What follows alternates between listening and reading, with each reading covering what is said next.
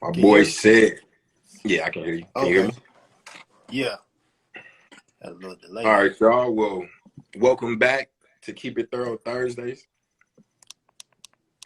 It's your boy E Double. What's going on, good people? Cedric Lavelle. And today we're going to be discussing strategic planning. So episode 3, strategic planning. And be sure to check the link in the bio. Every episode we have a kit there where, again, it goes in a little bit more detail. Well, not necessarily more detail, but a recap or overview of what we discussed. And then we put some resources and some references in there. And for this week's episode, there's some books in the resource page that I believe Said has read all of them. Have you read all of those books, Said? I've read all 3, bro. Yes, Yeah, sir. Said is a little bit more of an avid reader than I am. I do read, but I need to start reading a little bit more. And Said kind of pushed me in a direction. Got So the without influence on you, brother. no, exactly. Hey, Ah, iron sharpen iron, right, man? that's it, man. But without further ado, man, let's go and get into the content. Oh, yeah, no doubt. So strategic planning, definitely a good topic to go into, especially with the new year coming up. Big goals, big visions, a lot of opportunities that are ahead of many people.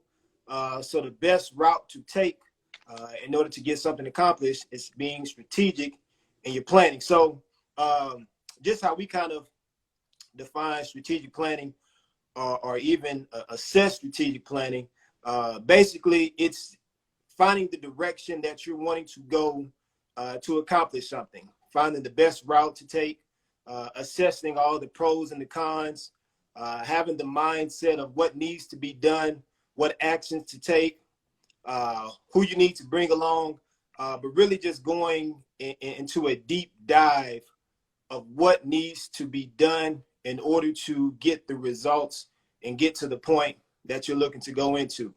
I mean, you can kind of relate that to if you play on a sports team or how coaches kind of prepare their teams as they're about to go on and face an opponent. You know, you create a strategic plan about what's the best route, you know, how to put your people in the best position, what plays to do or what things to use. So essentially, when you take that same concept and you apply it to your own direction, it's pretty much like you're being a coach and you're coaching your life essentially in your direction on what you want to do and how to get that accomplished. So that's basically what strategic planning is. We've got some concepts that we want to go over with you all, just kind of get you more familiar with it, but also give you some insight on how it can be useful for you all. What you got, E? All right, so the content is broken down into 3 segments. So we got the first segment, which is which, like I said in our very first episode, the boy Said is dope when it comes to creative concepts and, you know, putting together you know, different acronyms and things like that. So it's broken down into 3 categories. The first one is SWOT, not SWAT, but SWOT, and that stands for strategic ways of thinking, right? So we're gonna go over, I believe it's 7 different bullet points that kind of cover different ways of strategic ways of thinking, right? And then the second segment of that is dire need, which in dire need, another acronym, DIYR need, which stands for does it yield results? And the way that you see if it's yielding results is by, you know, assigning tasks to those different bullet points and seeing if it's delivering something. Is it a deliverable, or are you just doing it for no reason? Like, is it worth it, essentially? You know what I mean? And then the last segment, another acronym, ETA, and that stands for execute, track, and adjust. And that's just basically about your time. Are you effectively using your time? You know what I mean? Like, are you executing what you said you're going to do? Are you tracking that execution, you know, as far as that strategic planning that you put in place? Are you tracking that to make sure you're doing it? And then we always talk about pivoting and being agile and all those different things, and that just comes down to adjusting. Are you adjusting depending on, you know, what obstacles are coming your way, right? So with that being said, go if you want to say, go ahead and knock off them first couple bullet points with SWOT, with strategic ways of thinking. Oh yeah, for sure. So like E said, there's 7 different bullet points that we want to go over. I'm gonna take on the first 4. E's gonna take on the last 3. But the first 4 are being forward thinking, having long-term focus, being willing to take risks, and also prioritizing your time. So just going with the first one, being a forward thinker. So it's really being a progressive thinker, understanding what it is specifically that you're wanting to do, but also not being so caught up in your own capabilities, but believing in the possibilities of what can come about as you put your plan in place. A lot of times people can get discouraged on what they're not able to do or what they feel they're unable to do, instead of allowing their imagination to kind of run free. So when you're being a forward thinker, you're thinking about the next steps. You're being ambitious with your goal setting. You're not limiting yourself on what can happen, but you're really just embracing the idea of what can happen, what the possibilities are, and not stifling your idea of what success could potentially be. So when you're a forward thinker and you're taking on that mindset and that thought, that can definitely be helpful for you as you progress, right? And so then from there, it's having a long-term focus. So with having a long-term focus, you're looking at things with insight, but you're also having some foresight. You're going into those plans and you're really just evaluating what can the possibilities be, not only now, but in the future. A lot of times people can have this short-term view, but not really look at what the impact could potentially be the next 3 years or the next 5 years. So if you're really wanting to build on your plan and you wanted to build on your goals, you really want to have a long-term focus on what it is that you want to do as well too. So I feel like that really helps in aligning you with being consistent. It allows you to build momentum, as we talked about in episode 1. It allows you to be progressive. It allows you to continue to have some sort of forward movement, and that's always useful because a lot of times people can get lackadaisical. They can kind of slow down with the idea of what they need to do or what they're looking to achieve. And a lot of times when you lose that momentum and when you lose that engagement with your goals, you get passed up or you get lazy or some things just don't get accomplished and get done. So if you have a long-term view of what you can potentially do or what can potentially impact you in the next 3, 5, 10 years, that's definitely a good way to go about planning things. One thing that I like to do specifically, and I've talked to Eric about this a lot of times, is have a mission statement for your life. You know, when you have a mission statement for your life and things that you want to get accomplished, it allows you to have structure. It allows you to really build on your ideas and be able to navigate with what you're doing without losing sight of what the main goal is. So if you have a mission statement and you've identified what can potentially be your long-term goal, what success looks like 3, 5, 10 years from now, it really keeps you motivated as you transition. Even when detours come up, the direction may get swayed back and forth, whatever the case may be, but really owning that mission statement for your life can definitely help you in that aspect as well too. Before I go into the next 2, E, you got anything that you want to? No. Go ahead, keep dropping the jewels, baby. Okay, all right. Let me get these last 2 in there. So be willing to take risk. That's a big one. A lot of people don't like taking risk. A lot of people are scared to fail. And I think you say what's the saying that you say? Fail fast, or what is it? Oh yeah. Take chances and fail fast. Take chances and fail fast. I stole that from somewhere. I don't know where I stole that from, but yeah, fail fast though. Yeah, because it's not failure. It's a lesson. You know what I mean? And the quicker you fail, the faster you'll know what works and what doesn't work. So yeah, fail fast, most definitely. Right. So failing fast, and it's okay. You know, you take an attempt at something. Obviously, it doesn't mean that because you take an attempt, there's certainty or that success is inevitable. You're taking a risk either way it goes. You have the chance of succeeding, you have the chance of failing. But like E just said, even with failing, you have the opportunity to learn. And I always say that learning is your leverage. You know, and anytime you have an opportunity to learn something, to have something to put in your toolkit, you get yourself back up and you go at it again. And when you do that, you learn from the past mistakes. You learn from the things that didn't work right. And if you're being strategic with your planning, then it allows you to continue to progress. It allows you to take those tools that you learned from that first attempt and that second attempt and able to apply those things as you move forward. So with doing that, it keeps you in alignment with your mission. It keeps you thinking forward. It keeps you aligned with your long-term view as well. So risk aren't bad. Take a risk. Take that chance. Take a leap. Don't allow others or your past or your history to detour you from doing something different. I believe that anytime that you take a chance, it's going to feel unfamiliar. It's not going to feel the same. You're going to think you probably making a mistake or you're making the wrong decision. But at the end of the day, whenever you do something new, it's not going to feel right. It's going to feel awkward because you're looking to put yourself in a different position.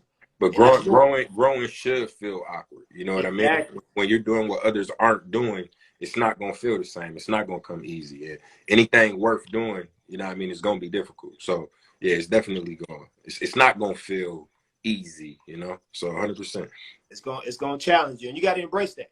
You got to embrace challenges because obviously, as the saying goes, if it was easy, everybody would do it. Exactly. You know, and success is hard work, day in, day out. You know, and then the last point is prioritizing your time. Intentionality. Be intentional with your time. Don't allow any part of your day to be unaccounted for. I'm a little bit on the extreme side, but my day, every minute of it is accounted for. When I go to sleep, when I wake up in the morning, and throughout the whole day, I know what I'm doing at a specific time because I want to make certain that I'm maximizing every moment that I have. You know, we're granted 24 hours in the day, and the difference between all of us is what we do within that 24 hours. So if you're prioritizing your time, if you have a routine, if you have certain habits that you've built over time, continue to cultivate those things. And if you haven't, definitely get into a habit of having a routine, something that you do on a consistent basis, writing things down, putting things in a planner, just being accountable, but also accounting for your time and what you do throughout the day. That way you don't get lost in the ins and the outs, because it's easy to lose direction if you're not accounting for the time that you have as it relates to your 24 hours in a day. So I think that's my fault, but I hope that really helps you all in your strategic planning. I definitely feel that as you move forward, just taking those steps with forward thinking, a long-term focus, prioritizing your time and taking those risks, it'll definitely help you as you transition into 2022, but also transition into building a bigger and a better life as well too, for sure. All right, bet. So those were the first 4 bullet points, and I'm gonna go hit the last 3. So the next one is being nimble. So, being willing to adjust and not fearing change. As I mentioned before, when we were talking about building momentum, things rarely go as planned, right? So being nimble, being agile, trying new things, not being stuck in your ways, being willing to adjust, seeking feedback. Um, there's something that I hear frequently, right? Like a lot of people say, I don't care what anybody think, I'm gonna do what I want. Which I don't think that's a bad way of thinking. That's a very strong minded, dedicated individual. But in the same at the same token, you should find like-minded people who are trying to accomplish similar things and lean on them for different, maybe techniques or different strategies or different things that may be working for them that you haven't thought about, that you haven't tried. But being nimble, right? Just being quick on your feet, not being willing to adjust, and again, not fearing change. Being stuck in your ways is really a death sentence to businesses, you know what I mean, and to evolve, because Yep. things are forever changing, you know what I mean? And if you want to just do things the way you did them because that's the way you always did them, it's not a good recipe, you know what I mean? So you got to be willing to adapt, you got to be willing to change. So being nimble. Next bullet point, this kind of goes along with having like a long-term focus. You got to be a lifelong learner, and you got to consistently seek out knowledge and new skills, because the reality is, no matter how successful you become or how successful you are, there's always more to learn. You know what I mean? Like, always more to learn. And it doesn't matter who they are. Like, if you're running an organization and you the CEO, there's something to learn from the bottom people in your company. You know what I'm saying? There's always more to learn. Don't get too cocky, don't get too confident, don't get, thinking you seen success so you don't need nobody to tell you nothing. Like, that's completely false. In order to stay up top, you got to be nimble, right? You got to be learning, constantly learning, reading. If you look at the top CEOs, the billionaires of the world, they're very open-minded. They read a lot. They consume a lot of information. They're always processing something. And that's just the reality. You got to be a lifelong learner. You always got to be willing to learn something, and know that just because you've seen success does not mean that there's not things you can do to adjust and to adapt, or to pick up some new skills, or whatever the case may be. All right. And the last bullet point is to be creative, right? And being creative is more than just producing big ideas, right? Like, coming up with an idea is one aspect of being creative, but thinking outside the box, and being open to alternative views, and question if like the current approach is the best approach, that's also being creative.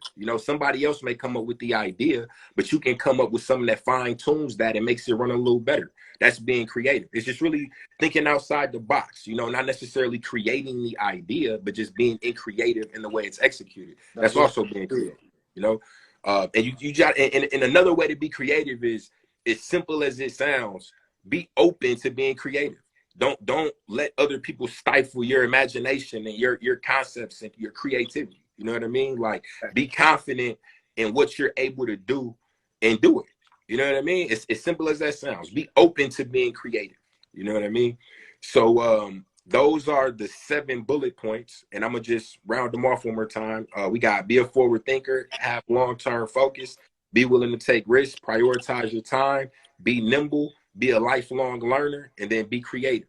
Now that was SWOT, right? So strategic ways of thinking. These are different ways and bullet points to think strategically. Now the second segment of this falls in line with tasks, right? So I'm gonna let Sid pick up on his 4 again, where we're, instead of kind of defining what those bullet points are, we're gonna kind of go more into how you can apply them, right? Yeah. So I'm gonna go ahead and let you do that, Sid. Oh yeah. So with forward thinking, obviously, in like I said recently, having a mission statement for your life. That's hands down one of the best ways to take a task, take ownership of something, and move forward as it relates to forward thinking. The other thing is following or understanding trends and changes and new developments, just staying in the know, whether it's through reading, whether it's through going through to blogs, to forums, browsing on social media, doing any type of assessments, whatever the case is, but being aware of developments, being aware of trends, being aware of changes, the things that are going on in your environment, the things that are going on around you. Listen to some of these CEOs and some of these guys who are over these big companies and see how things are transitioning, because that allows you to be aware, that allows you to stay in the know, and that allows you to also be a forward thinker. It allows you to kind of create ideas off of what's going on and what could potentially be going on in the future. And then as far as a long-term focus, like I was saying, let your imagination run free, but also just understanding that things are not just about your current interest, but it's also about the future impact. So don't just focus on the current interest and the things that you want to do now, but also focus on the future impact. So ask yourself, if I do this now, what could this potentially look like 3 years from now, 2 years from now, heck, two or 3 weeks from now? You know, you really want to build a habit of not just thinking on the short-term view or what's convenient, but really focusing on how things can impact you later on in life.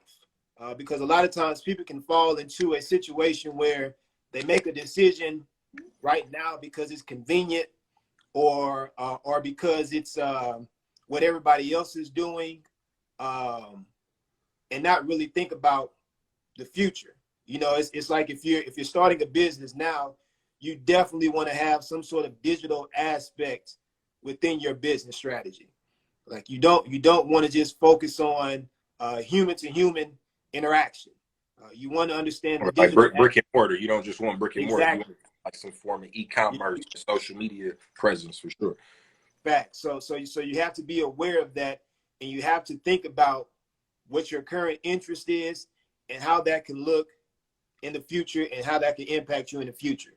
And then as far as like being willing to take risks, so that's one thing that you can do, is put together different scenarios and weigh out the pros and the cons, the potential outcome. So a lot of times what I would do if I'm thinking about doing something, or if I want to get involved in something, I think about best case scenario, I think about worst case scenario. If I do this, will this happen or will this happen? And so it's really understanding what you can take in. You know, a lot of people take in risks a lot differently. So if you're able to assess what could potentially happen or the potential effect that it could have on you, assess the damage, and if you're comfortable with that, pursue it.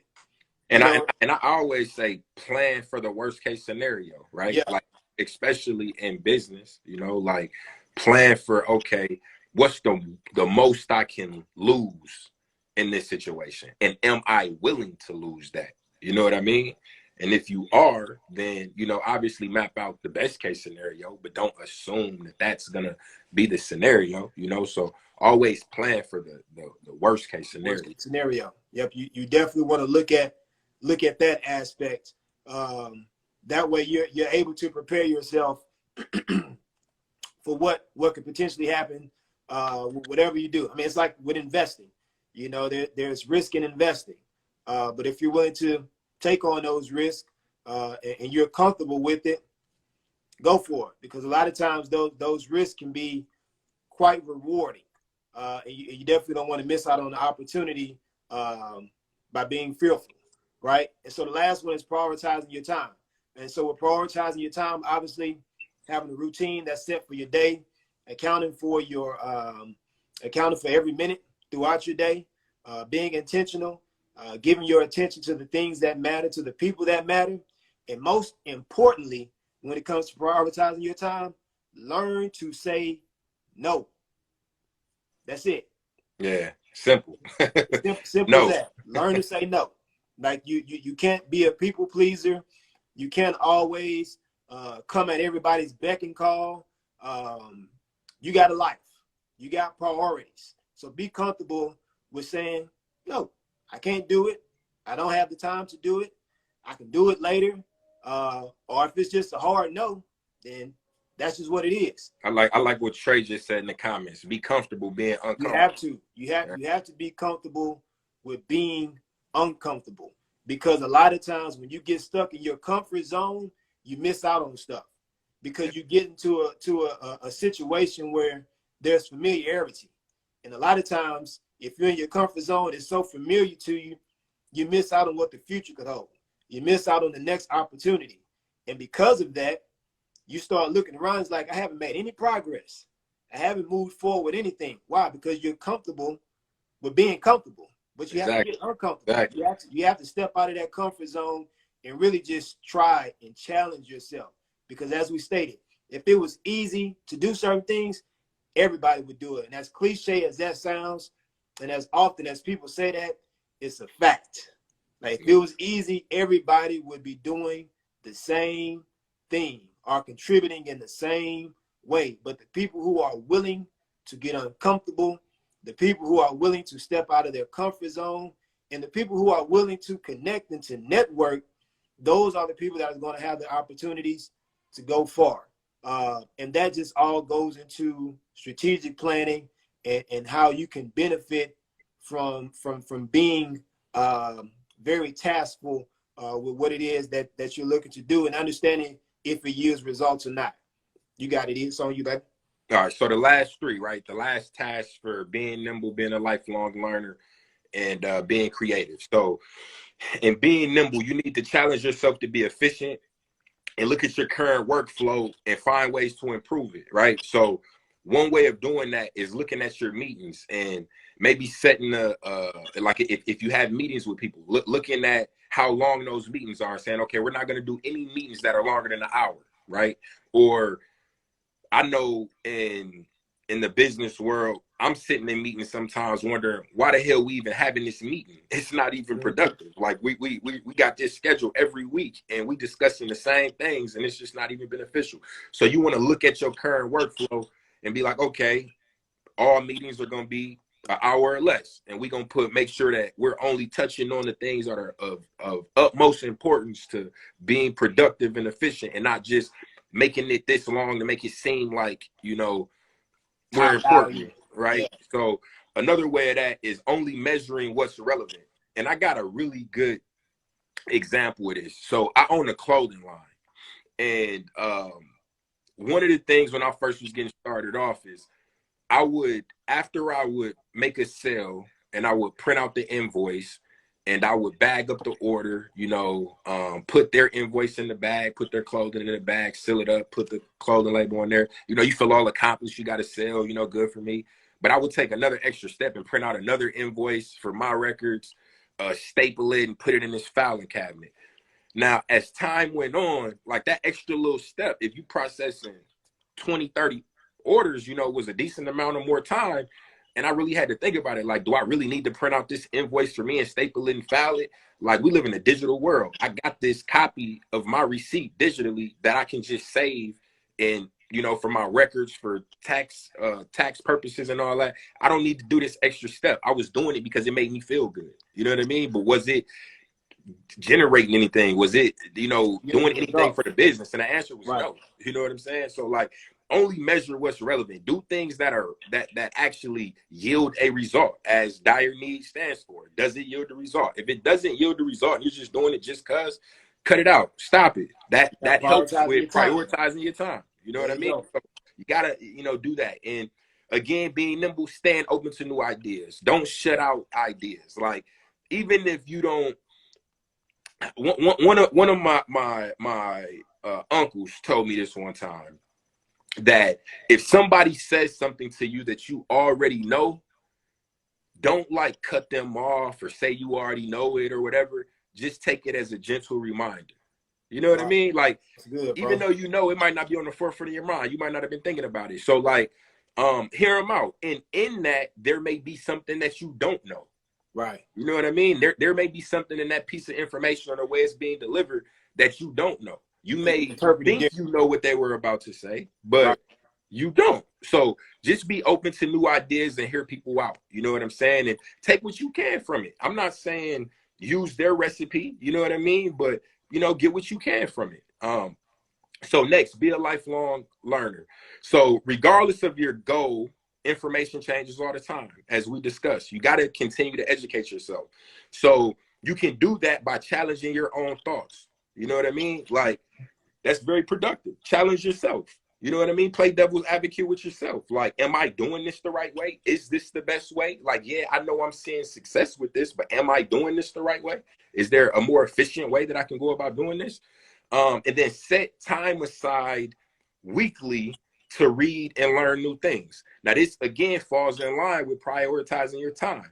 Prioritize your time to be a lifelong learner, to read and educate yourself. Set time aside every week to read. Set time aside every week to, I'm a software developer. That's my day job. I set time aside every week where I watch videos and I do coding tutorials and I do different things like that to sharpen my skills. Whatever your field of expertise is, set time aside during the week to sharpen that and learn more things, learn tricks of the trade, learn things that are working for other people. And then stay committed and disciplined. Being a lifelong learner requires an extreme amount of discipline. You know, like you have to do it. If you don't do it, it's not going to work. You got to stay committed and you got to be disciplined. You got to say, okay, at this time, on this day, each week, I'm going to do this. And you have to do it. If you don't do it, it's not going to work. You know what I mean? Being successful is all about being repetitive and consistent and, you know, making adjustments. You know what I'm saying? But if you're not being consistent, you're not going to know what's really working and what's not working. You know what I mean? Like, so you have to be extremely committed and disciplined. And then the last one is being creative. So creativity allows for out-of-the-box thinking, as I mentioned, and it allows for unique and innovative solutions to problems you may encounter. So you can come up with very creative ways to solve problems, you know, being a critical thinker. You know what I mean? The more you deal with different, you know, problems, it increases your critical thinking skills, which is very important in the business world, because you got to be very critical of every aspect of the business when solving these problems, because doing something one way may fix this issue and create another issue. You know what I mean? So you got to think things through. You got to be very specific in how you approach certain things. So be open to trying new ideas, and what Said kind of spoke on earlier, and failing fast. Try new things. If you have an idea, try it. Like, see if it works. If it doesn't, cool. You know it doesn't work. Throw that one to the side. Try the next thing. The faster you fail, the quicker you'll know what works. The quicker you'll get to success and learning what works for you. If you're scared to try new things and to you know, challenge yourself, then you're gonna be stagnant, because you're gonna just stay comfortable. You're gonna be comfortable with being comfortable. You know what I mean? And like, yeah, that may yield you results, but you're gonna plateau eventually. You're not gonna be able to go any further. You're gonna kind of stay where you at. So be open to trying new ideas and failing fast. The next one is, don't let other people's views of your vision stop you. There it is, bro. And what I mean by that is, as I mentioned earlier, it's definitely good to have the mindset that I don't care what other people think. I know what I'm trying to accomplish, so this is what I'm going to do. But then, as I mentioned, it's nice to have like-minded people that you can speak to and that you respect their advice, right? Like Said is somebody that I respect and on many different levels. If I'm, you know, trying to solve something or thinking something through, you know, I'm gonna pick his brain, see what he thinks. Now, I may not agree with everything that he says, but I'm open to hearing his viewpoints and opinions. And what I do agree with, I'm willing to apply, you know.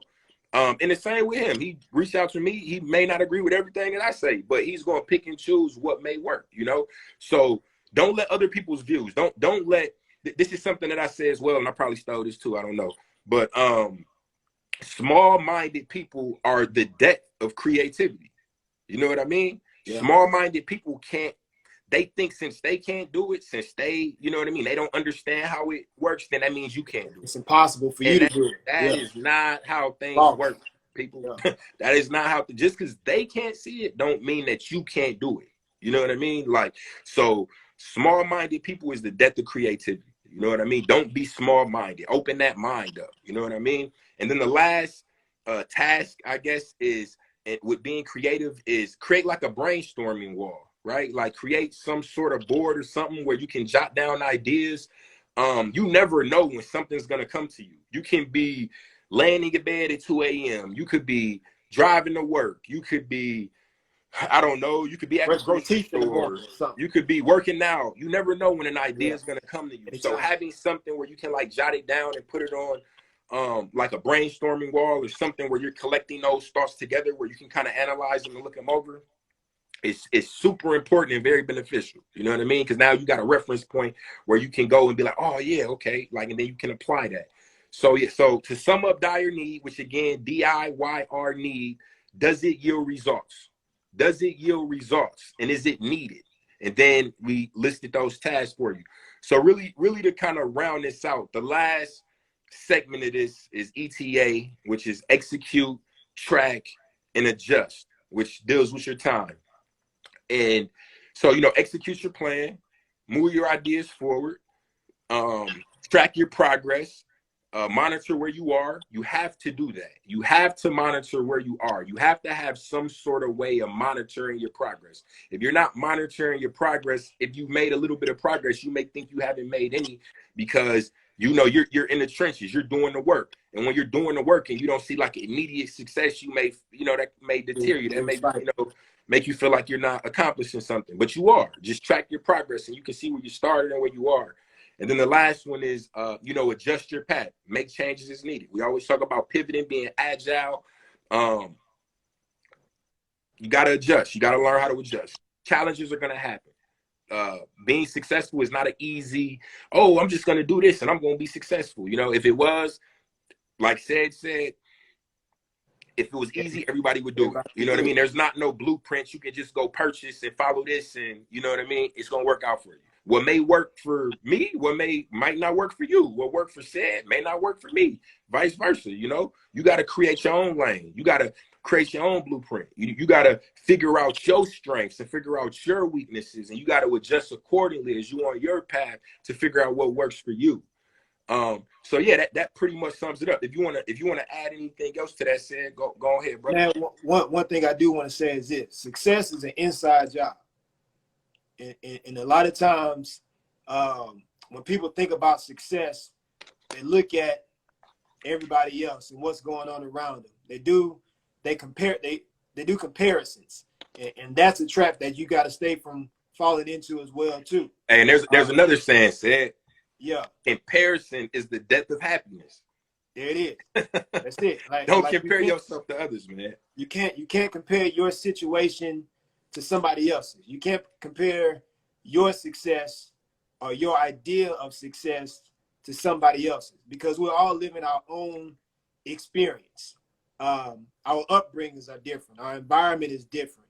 The things that we've been through is different. So we all have our own unique qualities that we embody, and because of that, it allows us to look at success differently. So when you're on your path and you're doing your planning and you're pursuing something, understand success is it's an inside job. Like, you have to evaluate what success is to you and what it means to you and what it looks like for you. And then when you do that, that's how you're able to move forward. That's how you're able to focus on the things that are relevant and the things that are going to yield results. That's how you're able to give the right thoughts and the right attention to the things that are going to be beneficial to you, because you understand that this is coming from a place that's internal. I'm not worried about what this person is doing. I'm not worried about what success this person has. It may be an example, or it may show a benchmark, or you may be able to take little bits and pieces from it. But at the same time, like they said, you're running your own race. So you can't get distracted by who's beside you. It's like, you know, when you're running track or something like that, you got to focus forward. Like, you can't be focused on what person to the right of you is doing and what the person to the left of you is doing. You got to have that one track focus that you're looking at, and you're in all out pursuit, and not allowing the people that's on the side of you to really dictate what direction that you should go. Now, what it could potentially do is make you move a little bit faster. Yeah. And make you work a lot harder. But at the same time, too. Which wherever you want to pull your motivation from, pull it from.